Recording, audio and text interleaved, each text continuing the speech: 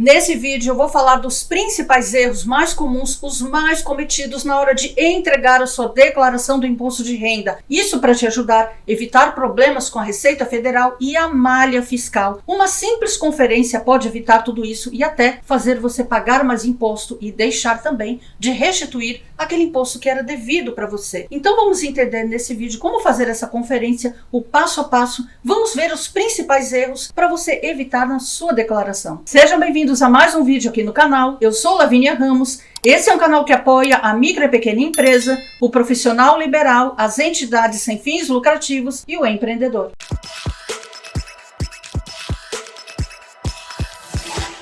Um dos principais problemas que ocorrem na declaração do imposto de renda é exatamente o cruzamento de informações. O contribuinte informa uma coisa e a fonte pagadora informa outra. E é exatamente essa divergência de informações é que levam à malha fiscal. Então vamos entender os principais erros para que você possa fazer a conferência, corrigir, retificar se necessário e evitar problemas de malha fiscal com a Receita Federal. Um desses erros mais comuns é não informar rendimentos de aluguéis. Esses rendimentos de aluguéis, por exemplo, quando você recebe um rendimento que não está sujeito ao preenchimento do Carnê-Leão, não entra na obrigatoriedade de preencher o Carnê-Leão, muitos rendimentos deixam de ser informados, ou seja, proprietários, locadores de imóveis que têm outras obrigatoriedades de entrega na declaração do imposto de renda, por exemplo, prestam algumas informações e deixam, por exemplo, rendimento de aluguel, aquele rendimento que não é obrigatório informar no Carnê-Leão, muitas vezes deixa de preencher. Então o que acontece é que o seu locatário, seja ele pessoa jurídica ou pessoa física, o seu locatário, claro, ele vai informar esse rendimento, este pagamento de aluguel que ele faz para o locador e exatamente isso faz o cruzamento de informações. Além do locatário, do inquilino que faz o pagamento de aluguel, tem os corretores de imóveis, tem as imobiliárias, quando você tem aquela intermediação, que também faz as informações na DIMOB, que é a declaração de atividades imobiliárias. Então todo esse cruzamento de informações levam à malha fiscal, porque se você deixar de informar esse rendimento, que ele é um rendimento que deve ser somado com outros rendimentos tributáveis, aí sim leva à malha fiscal pela falta de informação. Outro erro comum são erros de digitação. Por incrível que pareça, erros de digitação ainda ocorrem. Por exemplo, a pessoa está fazendo, mesmo que não faça ali pela pré-preenchida, faça a declaração em branco ou vai corrigir a declaração pré-preenchida. Enfim, quando você faz aquele erro de digitação, também ocorre muito a malha fiscal por conta de simples erro de digitação. Outro erro é informar bens financiados, imóveis financiados em dívidas e ônus. Imóveis financiados você deve informar na declaração de bens e direitos. Quando eles são financiados, você informa, por exemplo, no primeiro ano apenas o pagamento que você efetuou, apenas aquele valor que você investiu, ou seja, valor de entrada, recursos próprios, dispêndios que são gastos com a escritura, com o ITBI, todos esses valores você pode informar no primeiro ano, quando trata-se aí de imóveis financiados. Inclusive eu fiz um vídeo fazendo passo a passo, explicando para vocês como informar bens, como declarar bens no imposto de renda corretamente. Então assista meu vídeo para que você faça o passo a passo e declare corretamente. Então quando você compra bem financiado, você não declara em dívidas e ônus, e simplesmente você declara lá em bens e direitos, faz a descrição do pagamento que foi financiado, informa o banco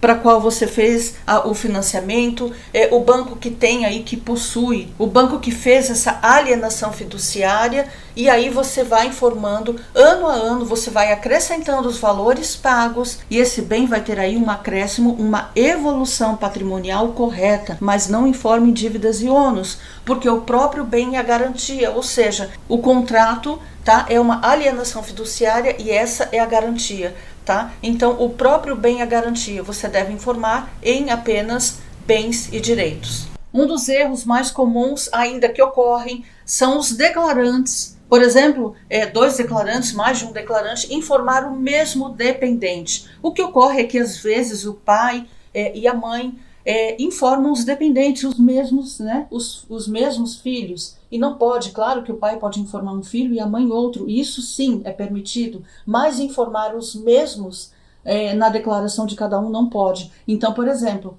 se o pai informou, se o pai faz o pagamento, por exemplo, de instrução, de escola, de plano de saúde, é viável que ele informe aquele dependente. Por quê? Além da dedução que a própria declaração traz, que o próprio programa Imposto de Renda vai te trazer, você também vai poder informar pagamentos que são efetuados para aquele dependente. Mas quando você informa e ao mesmo tempo outra pessoa, aí dá malha fiscal, exatamente porque isso não é permitido. Outra informação aqui muito importante com dependentes é quando você declara um dependente e não informa o rendimento deste dependente. Então tem aqueles dependentes que têm rendimentos, tá? Então você deve observar isso com muita atenção, fazer uma simulação antes. Por quê?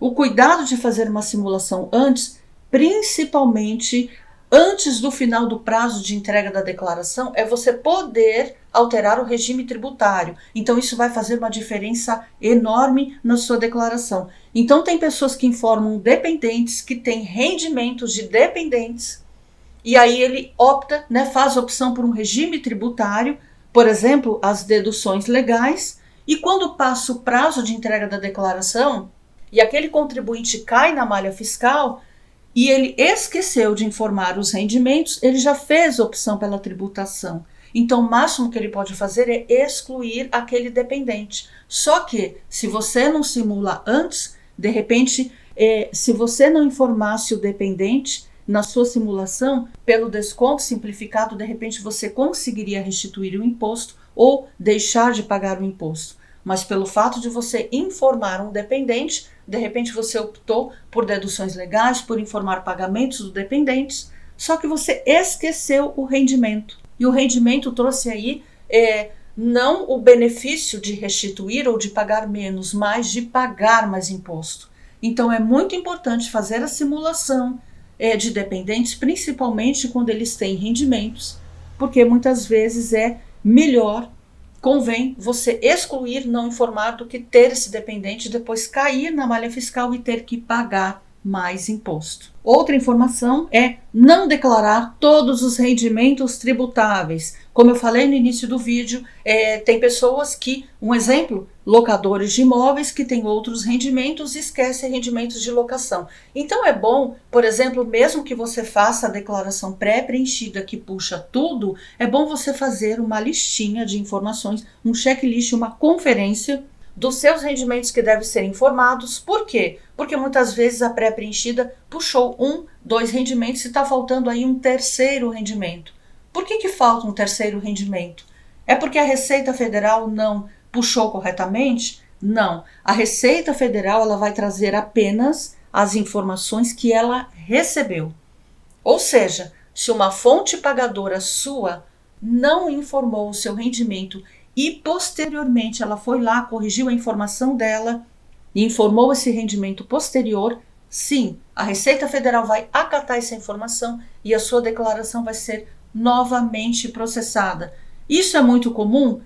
Não é tão comum, mas acontece sim. Então é importante você fazer uma lista de informações, um checklist, verifica quantos rendimentos exatamente você teve no ano calendário de 2023. Então, se de repente você puxou lá a declaração pré-preenchida ou você está fazendo o preenchimento ou com os dados de 2023, está apenas alterando valores, verifica exatamente quantas fontes pagadoras você tem, aluguéis, rendimentos por trabalho assalariado, CLT ou rendimentos de autônomos.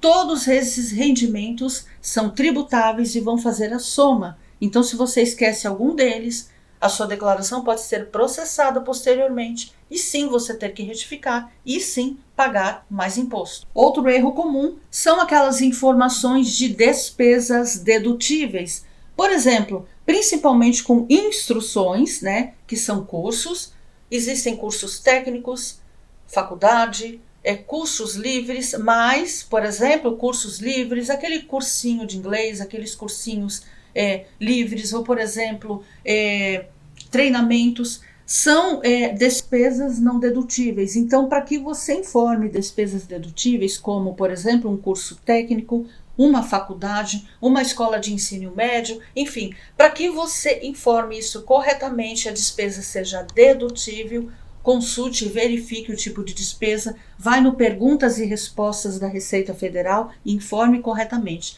Porque se você informar um curso livre, por exemplo, que não é uma despesa dedutível, sim, vai ocorrer a malha fiscal para você. Então, para você evitar, confira cada uma dessas despesas dedutíveis para que você não erre. Outra informação que ocorre muito: despesas com gastos de remédios. Não são despesas dedutíveis. Se você tem plano de saúde, por exemplo, se você pagou consultas, determinados exames, sim, são despesas dedutíveis, deve consultar cada tipo de exame, mas consultas, planos de saúde, isso, né, no caso, falando aí de consultas médicas, aí sim, planos dentários, por exemplo, essas despesas são dedutíveis, mas se, por exemplo, você quer informar gastos com remédios, essas despesas, elas não são dedutíveis, apesar de ligadas à saúde, não são dedutíveis. Outro erro comum também é a elevação patrimonial. Se você possui bens que você vem informando na sua declaração do imposto de renda,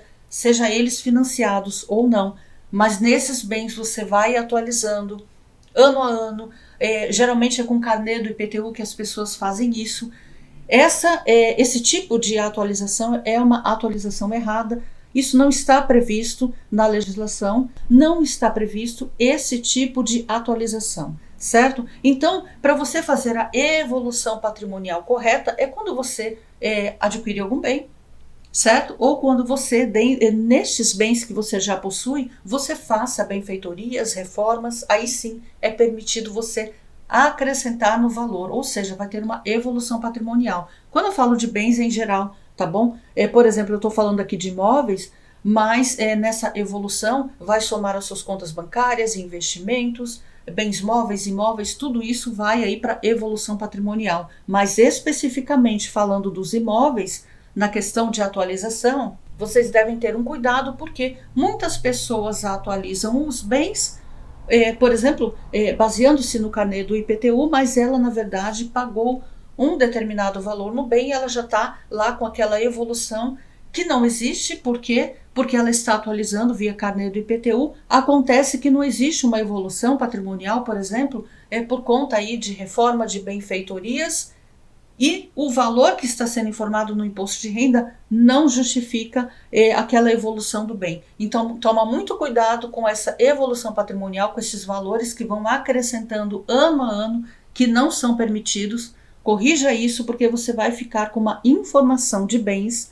imóveis errada. E isso sim pode levar à malha fiscal, pode levar à Receita Federal, solicitar informações, solicitar documentação, solicitar rendimentos, por que aquele bem teve uma evolução, aonde que foi investido aquilo, aonde que foi informado aquele acréscimo, né, do patrimônio, enfim. Tudo isso pode gerar a malha fiscal, então corrija enquanto é tempo. Esses são os principais erros que ocorrem na entrega da declaração do imposto de renda que levam você a cair a malha fiscal.